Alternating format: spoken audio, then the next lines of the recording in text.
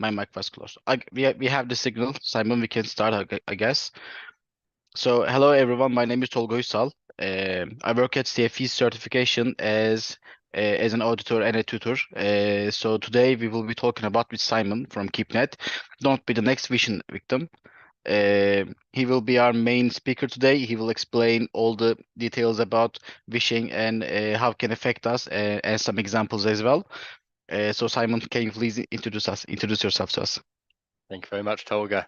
Yes, my name is Simon Nichols. I'm the VP of Sales here at Keepnet Labs. We're a extended human risk management platform, which means I've got the pleasure of speaking every single day to CISOs, security leaders in managed services companies, and thought leaders in the cyberspace.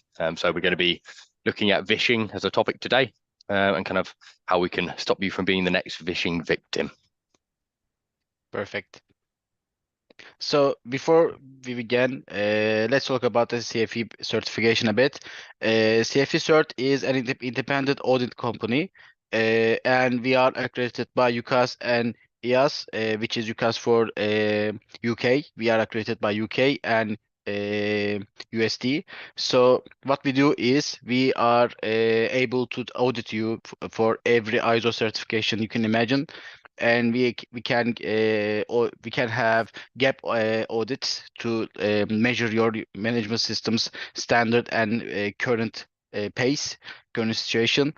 And also what we can do is we have trainings, so that if you want to be an internal or lead auditor in any of the standards, ISO standards, you can check out our page or mail us, and we will be able to give you the proper training that any auditor should have. And also you will be accredited by UCAS or CPD, which is the main accreditation body in UK for trainings. So that certification should be valid in anywhere in the world. And after that, let's hear some words about Keepnet Labs. Great, thank you, Tolga. So yes, Keepnet Labs, as mentioned, we're a human risk management company. So a platform, a cloud-based SaaS product. We're founded in 2017 by Ozan Ukar. We were selected as one of the top 16 startups in the UK. If we could go back a slide, Yeah. Great. In the Cylon Lab Incubator. We're also named as one of the UK's 20 most innovative companies by Tech Nation in 2019. Our HQ is here in London. We've got offices in the USA and also Turkey. We've got the largest global security content library of any company in the human risk space. We've got over 4,000 customers worldwide now, and with over 4 million people leveraging the platform to manage their human cyber risk. Perfect. Brilliant. Thank you.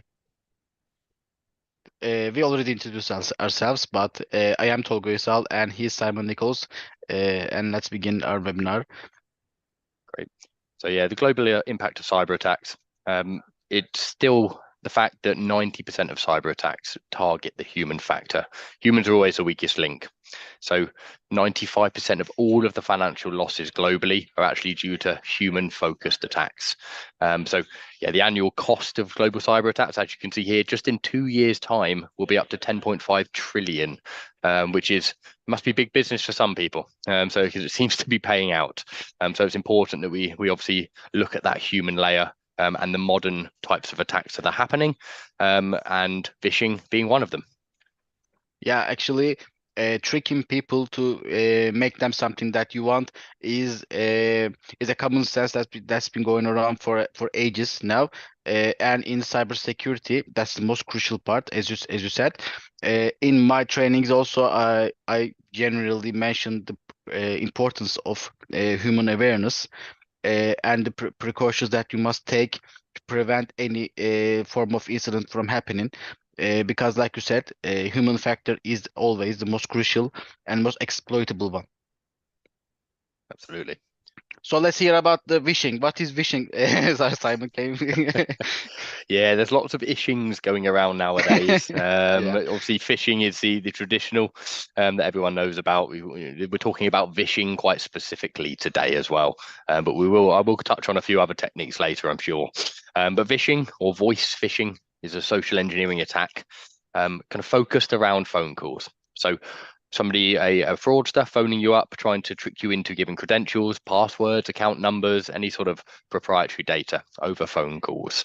They are massively on the rise over the last few years. Last year, it was a 330% increase in voice phishing. Of course, email security is getting more and more advanced, but so are hackers. So they're finding other ways around it. And unfortunately, traditionally, companies don't have tracking software on phones. They can't see these threats that are coming through. So they're being more and more leveraged because they're easier to reach people. So, on average, it costs a business 14 million per kind of successful vishing attack, which is quite an alarming number. And we'll touch on one of the big ones that's happened this year already today. Yeah.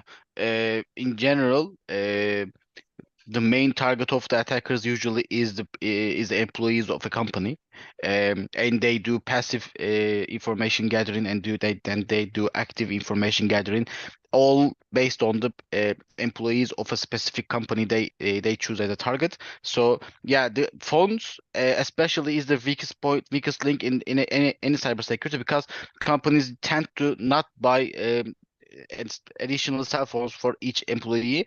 So the employees usually connect the internal networks with their own personal phones. So yeah, that is a really good vulnerability for any company. But how does the phishing actually works? Can you please explain it to us? Of course, yeah. So it's normally an impersonation attack. And it's where it's getting quite kind of scary nowadays with the level of impersonation you can have. We're seeing a real rise in kind of AI voice phishing, so deep faking voices. You may have seen there's mimics of kind of Elon Musk online now. It looks very realistic as if he's speaking, but hackers are able to legitimately create these realistic sounding like CEO voices of the business, because there's normally enough samples of their voices online in videos and things like that for them to create a fake voice. But the attacker normally impersonates somebody, a legitimate organization or authority, or somebody who works for a company. The victim will receive a call, often with a real kind of sense of urgency. So obviously, the urgency is always the number one thing you've got to think about when receiving a phone call. If somebody urgently wants you to do something, you need to take a step back usually, but we'll touch on what to do later. The attacker then kind of manipulates the victim into sharing sensitive information, or in a lot of business cases, in kind of resetting multi-factor authenticating passwords. The MFA vulnerability is the key one which is affecting businesses. Yeah, phishing is also very common in Turkey as well. In Turkey, because of the culture of the people is different from other countries, they tend to ask for money, or they tend to say that the target want an incredible amount of price, or a gift. So only they only have to do like give some information or pay only the logistics of the gift, and usually they succeed in their attack. So yeah, it's very common in anywhere in the world. Absolutely. Yeah, it's crazily, it's quite scary in terms of how effective a vishing scam can be. I think a really targeted spear vish can be up to kind of 90% effective, and pass the tests of people. But yeah, we'll touch on some common vishing scams here. So these are probably more kind of relevant in your kind of home lives as Mhm. well, because it's important to obviously protect yourself, not only in the office but at home. But bank fraud, I'm sure you've all had those texts before pretending to be your bank and asking you to update some details, or credit card details. Tech support. We've all seen these Microsoft ones saying you've got malware on your computer. Please phone Microsoft here for support. You then phone up, and then they gain access to your computer and your banks through that. Or tax scams. Big thing in the UK at the moment is, of course, the HMRC have got a huge problem with deep fake voice phishing. And we've been having conversations with them here at Keepnet, talking about doing kind of some papers and studies into deep fake voice phishing and how we can all work to protect it. But these are some common scams. Obviously, the social engineering aspect of trying to unlock an MFA password is the main thing that we're looking to protect against within a business. Yeah, absolutely. So you mentioned 90% success rate for spear vision attacks, but uh, if we speak in general, how well they do and how often do we see it? Yeah, so yeah, a really targeted spear fish over 90%, but yeah, even less obvious, less targeted phishing scams, 70% of the time are successful. They result in stolen credentials, passwords. We see some really shocking stats in our platform. We'll come on to this later, but we do have a phishing simulator, and we see, for people aren't expecting this. People have grown to expect fake phishing emails to be tested or real phishing emails as well. But voice is such a new thing that people are doing and the scammers are using. They don't expect it and are quite happy to put details into a phone. But yeah, you Yeah. see this, in 2022 last year, the Federal Trade Commission said that there was over 1.2 billion lost to phishing attacks. And it was the most common attack vector used by scammers when actually trying to reach a target. I think we're going to see a flip completely from your traditional emails into all modern techniques. Yeah. Uh, okay. I think we have an incident at MGM, and I think you know the details about it. Yes, yeah, absolutely. So this was quite a bad one. It was an interesting attack. You might have heard about it in the news. So MGM is a big casino group in the US, and they got hacked. Um, so we'll talk about their cyber attack flow and what happened there, and what happened in Mhm. the backlash from all of that. But so the first step of that attack flow, the hackers actually collected information about MGM and its staff members. LinkedIn is being scraped constantly. Most people have a LinkedIn account or have some sort of digital footprint online if they work at a business, especially those with kind of privileged access. So the hackers would look for the people with privileged access, so high level access in Okta's infrastructure using LinkedIn. What they would then do is use a vishing attack. They would reach out to the MGM help desk. They would pose as that high level access user, and persuade them to reset the MFA for the impersonated user. This allows them to breach Okta super administrator and subsequently other administrators, which allows them kind of a domain admin controller within Okta, which means that they then have access to whatever they want. They extract confidential information from the network and they encrypted over 100 VMware ESXi servers, causing disruption to all virtual machines and services operating on them. So overnight, everything went down. Unfortunately, well, the world we live in is very technological. We don't have, physical keys for rooms anymore, so they couldn't even get into their rooms because it was all linked to the same system, which I think we'll come on to now. Yeah. So what I was talking about as passive and active information gathering is this is a great example of it. The first and the second one is actually the passive information gathering that attackers usually do for a specific target company. And then when they think they have enough of information to pass the active information gathering, which is they do some stuff and take actions to gather more information and do the attack. So I have I spoke with a lot of companies and all of them thinking about that won't happen to us. We only heard about them in the news, but here it may even come from your supplier. Your supplier has a weakness or vulnerability. They exploit it, and then you get affected by it, which is in this case is Okta.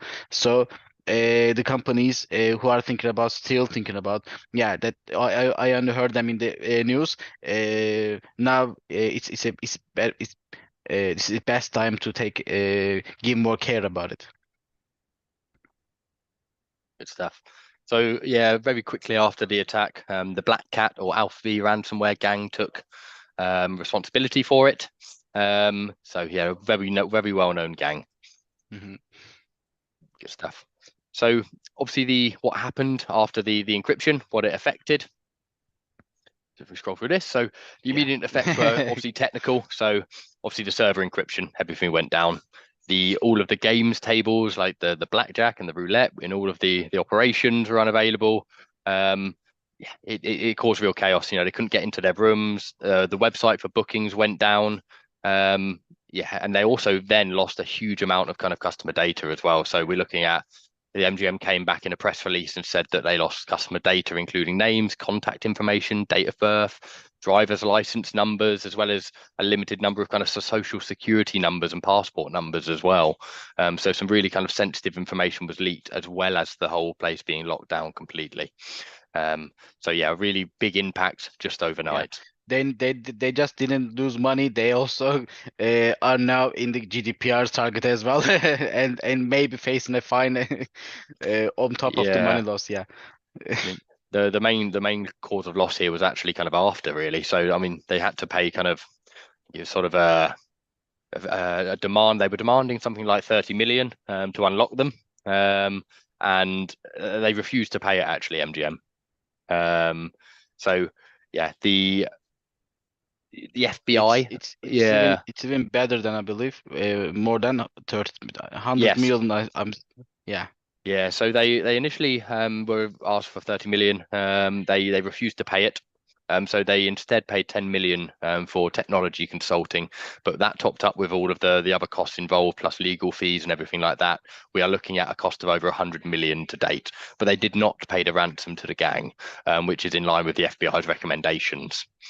Um, but yeah, obviously it does build a real kind of loss of customer loyalty, affects their brand, and that is something that you can't really equate in terms of Yeah. kind of cost as well. This is physical money, but there's further long-term implications for MGM for sure. Yeah. Good stuff. All right, great. So Um, that there are some risks, I believe.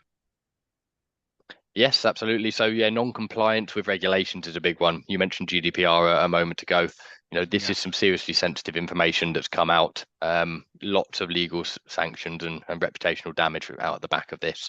Yeah, the financial losses obviously we've already covered.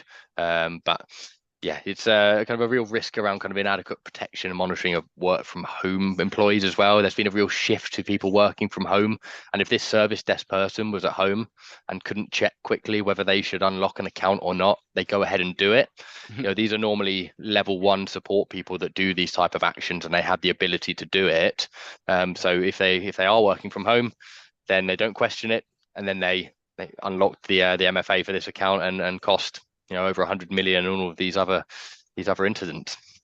Yeah, and these kinds of incidents kind of reminds the companies that how important the taking backups and testing the backups are actually are apart from the actual awareness level of the employees.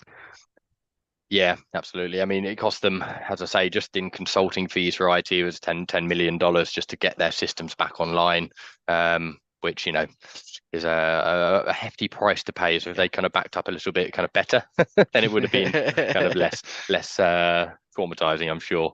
Yeah. Um, but yeah, the revelations of this, it really highlighted phishing. Even though it's been going on and everyone knows about it, this was it was a big case in the news, right? So it really highlights cyber criminals evolving their tactics and strategies. So yeah, it does kind of call attention to vishing and smishing and all the other ishings out there. And we need to come up with a kind of a collective, collaborative approach in cybersecurity to tackle these modern approaches. Yeah. Uh,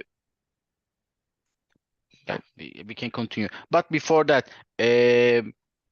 are there any other versions of phishing? Like, is there any other form that the attackers may utilize to attack the companies? Yeah, so obviously we're talking about voice phishing, but SMS phishing over text or smishing is a big one that we've seen a lot of this year. There was a group again that used a hack called Octopus, again targeting Okta. They had 169 unique domains were identified, and they created fake websites for Okta login pages. So cyber criminals used text messages to company employees with a link to these phishing Okta login sites mimicking Okta authentication. Mhm. And this text message prompt, allowed them to gain access to their accounts through the MFA. There's a load of different ways to get through MFA, but traditional phishing isn't one of them now. It's all around kind of other means. Another one of those could be QR code phishing or quishing. Um, Yeah. yeah, and they're combining these all into one, so into full MFA scenarios nowadays. So doing it all in one with fake landing pages and capturing all of the details that they need to access your account. If you are somebody with privileged access or with things that you don't want people seeing or having access to, then you need to be extra vigilant and make sure you're only responding to legitimate requests. Yeah. Talking about what we do against those attack types, what actions can companies take in order to protect themselves even better? Yeah, absolutely. So it's all about kind of cybersecurity culture. We've seen a real uptick in the adoption of, people do simulated phishing and they do awareness training. We think that this is moving to a new area now.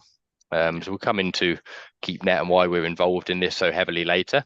But yeah, we need to be kind of testing user behavior across the business. We need to be seeing how people are interacting um, with SMSs, with phone calls, because we can't technically track it.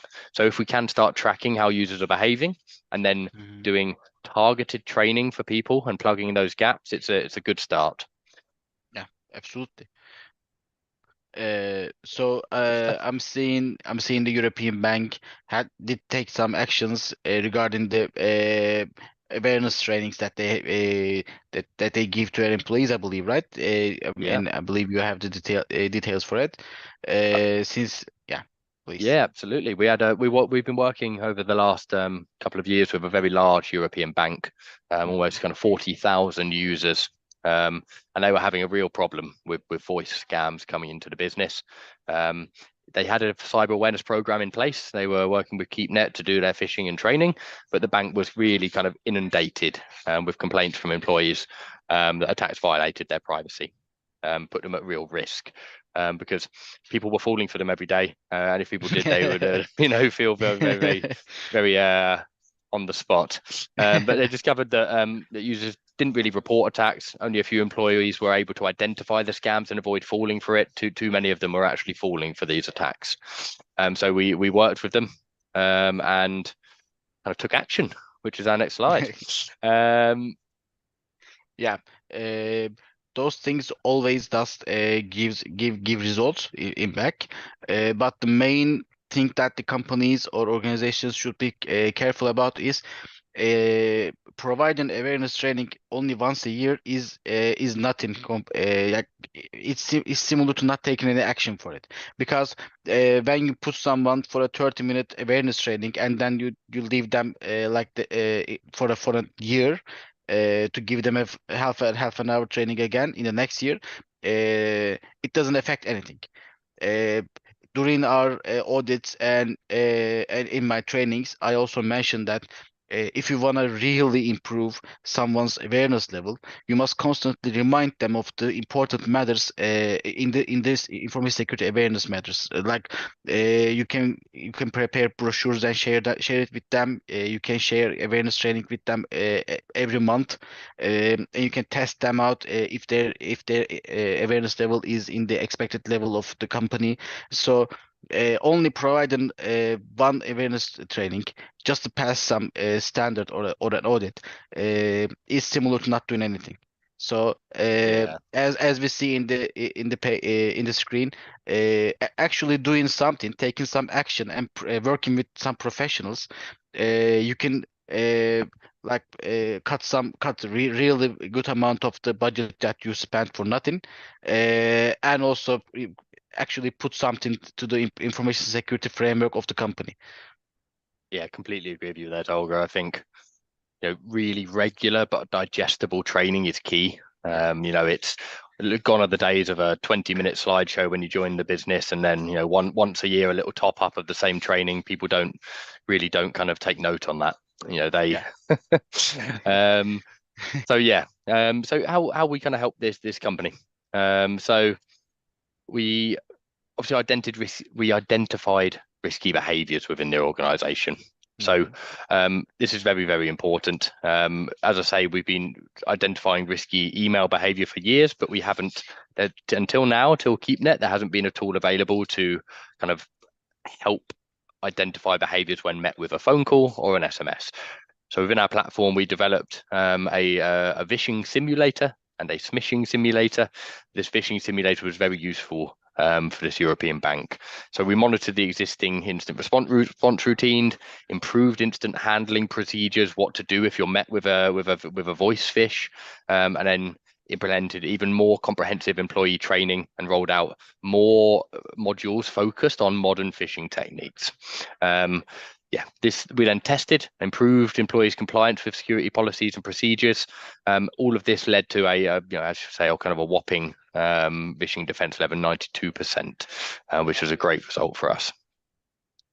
Yeah, yeah, the results are here, so Yeah, there's great. nothing much to comment on. Absolutely. Yeah, as I say, we implemented kind of these phishing simulations and enhanced all of their processes. They can control these phishing attacks. We know which users are susceptible to them. We're able to give them bespoke custom training, and then we can obviously eliminate kind of threats quicker as well. People are once they know and once they've been taught the behavior, they then report a phishing call that's come through to them. They can then make the rest of the company aware of the threats that are going around. Yeah. We have threat sharing modules within Keepnet as well to share not just with themselves but with other similar companies like financial services firms within Europe as well. Well, in today's standards, in today's technology, and the attackers that we see today really prepare themselves for attacking. Like the mails that they send, like you can't just differentiate them from the actual bank mails or actual other service providers mails. Like they do perfect job. They do better than actual companies. So the main reason that these trainings actually work is people are not clicking any links in any mails anymore. People don't just go some website and give their informations blindly.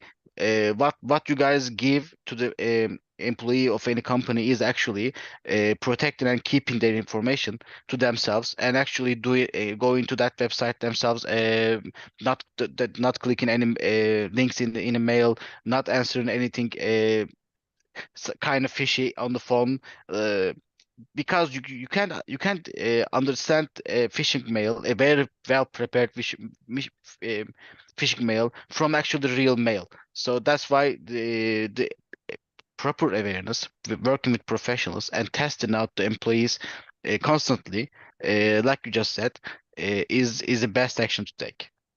Absolutely. Yeah, and it also has a real effect on the people as well, because it makes them kind of confident in being compliant. And when we work with a company initially, who's never had voice phishing kind of rolled out to them before, when they receive phone calls, they don't know what to do. It's very stressful for them. Yeah. Kind of the employees' kind of stress and anxiety levels are reduced after they know what to expect, and it's done in a safe manner, right? So yeah, it's good. It boosts It, productivity. It means they can identify these scams, and it's a real kind of improved mechanism for what they do when they're met with one of these. yeah, and it's a good practice for them. Yeah, like you said, yeah. Absolutely. We have some more results actually. Just one Yeah, training and you get a ton of results. That's perfect. you do. Yeah, absolutely. I mean, we worked out, we did a bit of a, based on kind of the average cost of an attack and the compliance levels that they were now operating with. We looked at a kind of the cost saving was about kind of 5.4 million annually. What we can do, we can send out some information on this actually. We've got a full white paper based on this case study, so we can share that after the webinar today. But yeah, Mhm. 5.4 million saved. But yeah, it's the company they love the tool. They've rolled out to 40,000 users kind of every kind of couple of months. So it's got kind of a deep rooted protection in them now that they're doing it the whole time. Yeah. So yeah, different types of attacks have been experienced and ransomware risks have been completely minimized because of this. So yeah, it was a storming success really with this bank. Yeah. But when we talk about some tools, some modules, some application, we tend to give we tend to spend most of our times telling what they can gain from using that tool. But I've actually used Keepnet Labs in my previous company for almost a year. And the best part of any tool is the usability part as well, like the interfaces and other part where your employees actually use it to get something for your company. And I believe what you guys have accomplished is you not only get results, but you make it easy. You make it look easy. You look easy. Like I've seen HR employees using that tool and not giving us sweat, and not opening the ticket. Like how can I do this? Please come help, because they figure it out somehow and they do it, and that efficiently drops the ticket rates for a single tool, and that's really relieving for any company that uses any tool actually. Yeah, great. No, I appreciate that, Tolga. Yeah, I know you kind of had some experience with it in the past, and we've tried to make it as kind of user friendly as absolutely possible. So yeah, Yeah. the what we've done is we are now we're the only platform and the only human risk management platform globally with a vishing and a smishing simulator. Um, as of Friday this week, we're releasing a quishing simulator, which is the next one, which is QR code phishing. I'm not sure what will be after that. Maybe a wishing with WhatsApp phishing is after that. So there's all sorts of different issues going around now, but we're the only platform with all of the modern kind of ways to test users. And as I say, traditional phishing is still important, of course. You want to save those passwords, but to actually get past MFA vulnerabilities, it's about the modern techniques. So yeah, we've got all of these different ways to test user behavior. We've got the largest library of content in the world in terms of cyber awareness content, and a number of other tools within the platform as well. Threat intelligence, threat simulation. So you've got everything you need for a human risk management platform in one single pane of glass here. Yeah. Um, but yeah, And it's there's a sneak peek of the application itself. yeah, absolutely, yeah. So yeah, it's obviously kind of there's so many kind of high profile cases around kind of these areas this year. I mean, the MGM that we covered today is one of them, but yeah, I mean, there's on that same week, Caesars group as well, another casino group got hit by the same attack. They took a very different route to defending against it actually, or responding to it. They actually paid the hackers. So who demanded 30 million. They actually paid 15 million out, and they gave them access back to their system. So that's probably only going to spur the attackers on to do this more and more, because they actually got a 15 million pound payday from it. So yeah, it's not good. I mean, the FBI, I'm sure, weren't happy with how Caesars dealt with it, but they got their access back.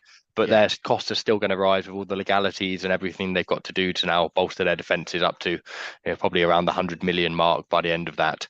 Yeah. So yeah, it's important to look at the modern techniques, and we've covered vishing today, and how to protect against that.